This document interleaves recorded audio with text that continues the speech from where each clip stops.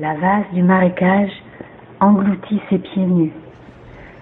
La clairière au loin ne cesse de s'éloigner de lui. Les arbres, immenses, n'en finissent pas de se démultiplier. L'animal est là-bas, tout près des grottes béantes qu'il n'ose approcher, qu'il voudrait pénétrer.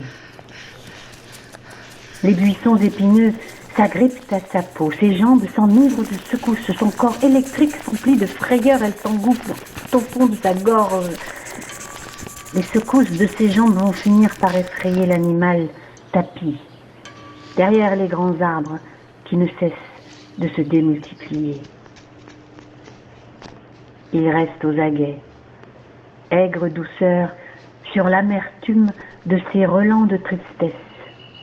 Il lèche son écorchure.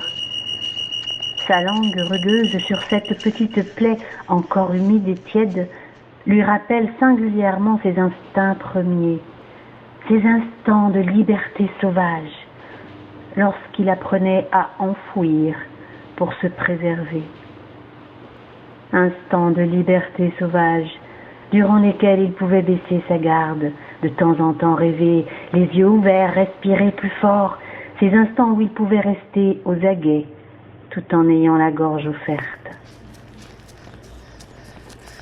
De sa langue rugueuse, il lèche sa petite écorchure.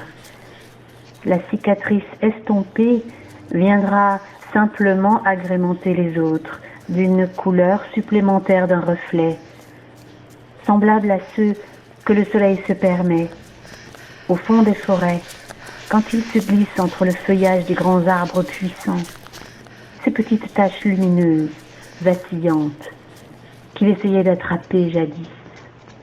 Avec la maladresse de ses instincts naissants, il y voyait des proies faciles à déguster, avant d'être conscient qu'elles n'étaient là que pour sublimer la profondeur, les sombres chemins, les broussailles épineuses de cette forêt profonde où il s'est accompli.